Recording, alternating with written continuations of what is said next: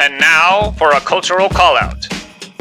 We sure don't appreciate that. Okay, so today's cultural complaint. Growing up in a boomer's paradise, it's been kind of tough to get into home ownership. And so most of my married life has been spent in apartments and in townhomes. One of the questions I always get asked when we move into a new ward is, are you guys renting or did you buy your house? And when we would answer, we're renting, then their eyes would kind of glaze over and they'd be like, oh, okay, well, we'll see you later. It doesn't mean that they necessarily didn't invest in us. It just took a lot longer. Like we would stay in those wards for sometimes like 3 to 4 years, and we would eventually build up those relationships. I noticed that people didn't really invest in us because they assumed that we'd be moving out super quick. I don't know if that's something that you've experienced, but I'd love to get your thoughts on that. Oh, all the time. I mean, I've seen it in people's faces. Like you tell them that you're renting and you can just see in their faces like the idea of, oh, great, another spiritual mouth to feed, like it's just another person we have to throw on the handcart and pull along with us. Because we're renting in a house though right now, so we've kind of been undercover renters. People see us in our house and they think, oh, they have a house, they're living here, but no, we're actually renting. And it's 100% of a thing. Like we moved here, and I mean, part of it was COVID for sure, because we moved right before COVID.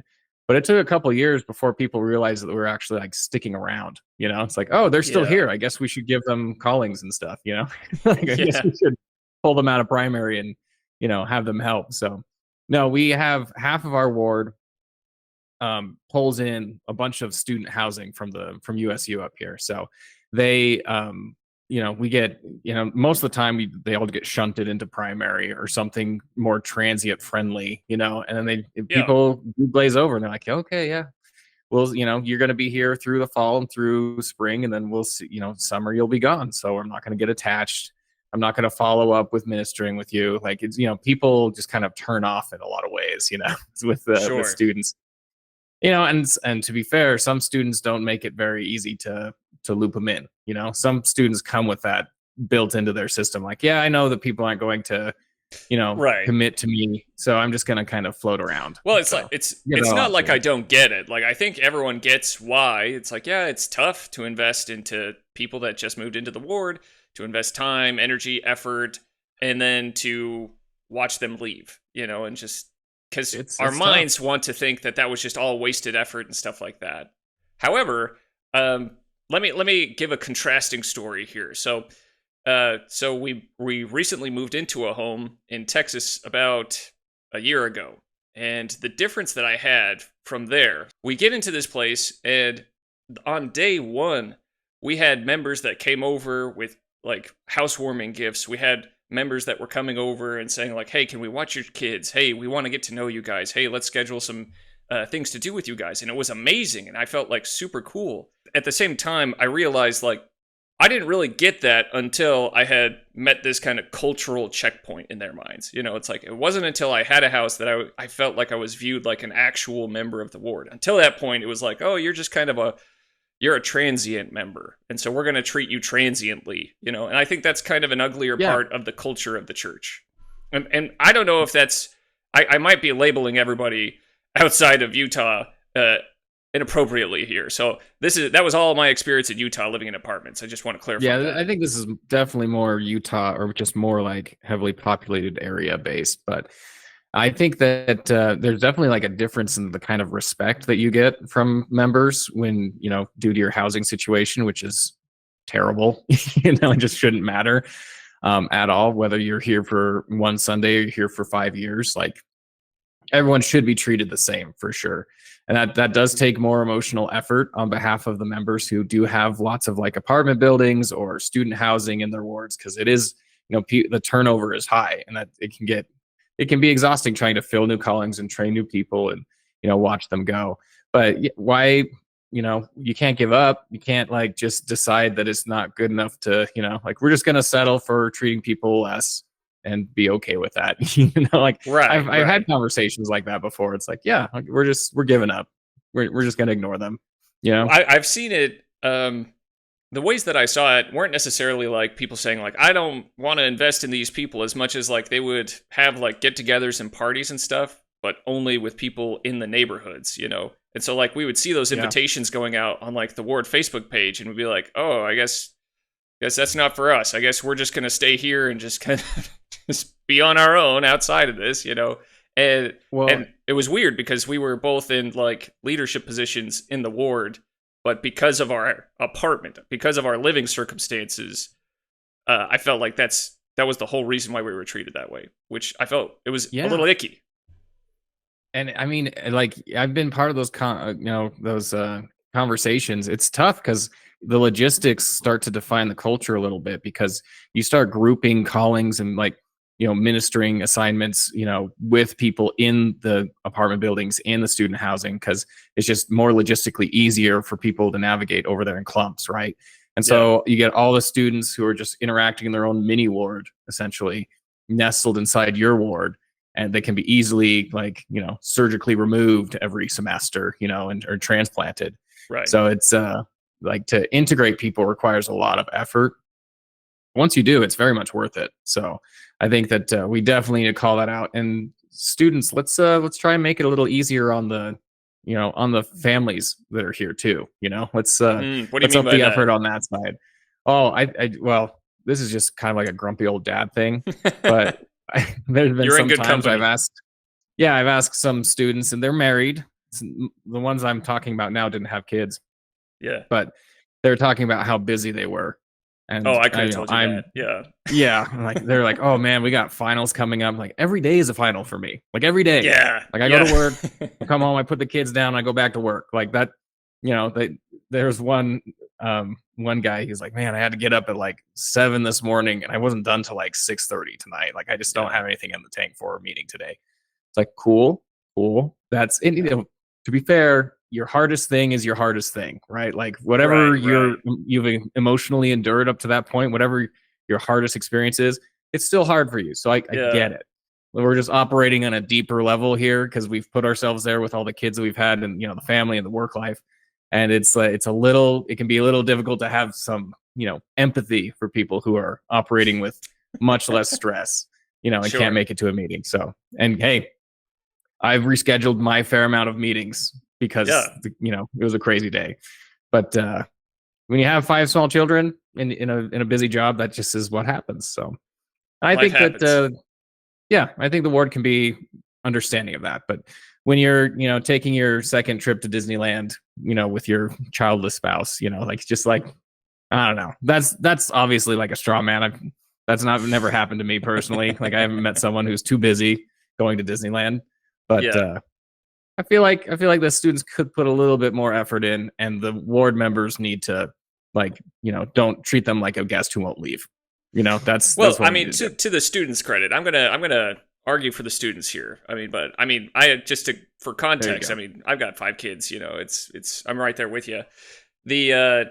I remember being in those student wards, and man, those were hard and uncomfortable times. The first year of marriage is like the most difficult year of marriage because you're trying to learn how to live with somebody, and you don't know how to interact with each other yet. You're still trying to figure out how to communicate. You're still trying to figure out how to build a home together. That takes a lot of work, and a lot of times people will paint that as like your happiest, best year ever. And I feel like that can set up a lot of people's expectations to kind of have a hard time with that first year. But the first year is the hardest, I think. That's my experience. Yeah, well, everyone's telling you. So they probably are just going through a rough time, because they've never had to do that before. And they're like, oh, man, right. I can't handle that. It's like, yep, you'll grow into it. One day, I think they'll look back as they're surrounded with kids and they'll be like, man, I used to think I didn't have time. Boy, was I wrong. Well, I thought that too before I had kids. I thought, man, I'm so busy. Look at all the 3 things I have on my plate today. I can't handle this. So yeah, I can understand where they're coming from, because I was there once, and I think every parent can understand if they look deep enough in their heart. They can look back and say, like, I remember feeling overwhelmed even though I didn't have nearly as much. So I totally can mourn with those who mourn on that side. But I think that on the other side, I don't know. To your point about the first year being tough, it is true. It's really tough. It's really fun, but difficult to adjust that. And I think that it's funny that everyone kind of like smiles and elbows you and says, "Hey, enjoy. This is your best year right here. The best couple of years before you have kids. Like, enjoy it while it lasts." And while you're, trying to reshape your entire perspective on life to fit better with your partner. It's like, it can be a little tricky there. So, well, I remember seeing a sister get up in a young single married ward at BYU, Idaho. And she got up and she was just like, it was fast and testimony meeting, which is great, by the way. One of my favorite things in the young single adult and young married ward, there's nothing like those meetings. She gets up and she's just like, everyone has told me that there's this honeymoon period that's supposed to happen with your spouse where everything is just rose-colored and life is nothing but tickles and rainbows. And she's like, and I have not had that, and it has been so hard. Oh. And I looked at her poor husband. He was just like pretending to be asleep on the bench. Oh, man, that was rough to watch. But yeah, no. But I think that was coming from those expectations of like, hey, you're supposed to have a honeymoon period. Everything's going to be happy. Here's your happily ever after. And I think that's to your point about Disney. I think Disney does have a part to play in that. I think they might be setting some false expectations there of like right off into the sunset now. But it's more like what... Oh, yeah. I think it was Elder Hugh B. Brown that said, like, everyone told me that I'd get to the end of my problems when I got married, only to realize they were talking about the front end of my problems.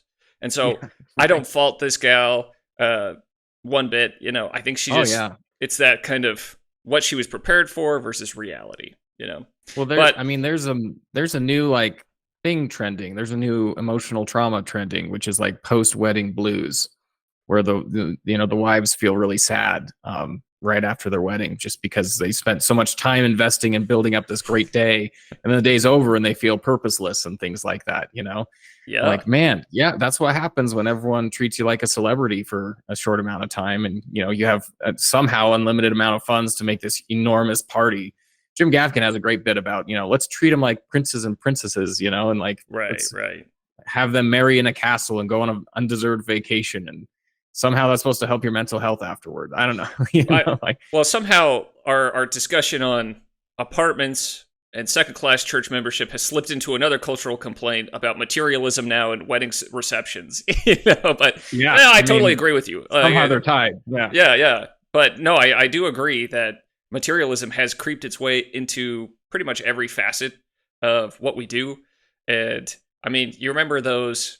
It's so funny. Like, you look back at it now, and it's very hilarious how you would have homecomings and farewells and stuff like that. You'd have these big, massive parties for the Sunday of the homecoming talk or the farewell talk, and a lot of times the entire family would miss out on their other meetings to go and just prepare and decorate and prepare the food and get everything ready. And it's like, I don't want to be a Pharisee about this, but there is something to say about the sign that you're sending to God when you're missing out on your meetings in order to prepare a big party and stuff like that at your house to host a bunch of people afterwards. It's like, you can't go to Elders Quorum today. You've got to go eat charcuterie board stuff. My favorite is like the when you would see the families that did it on Saturday, and the amount of gall that would just overshadow some people's faces in the congregation when they were like, yeah, we had our big party yesterday. So, and this family was just like dead set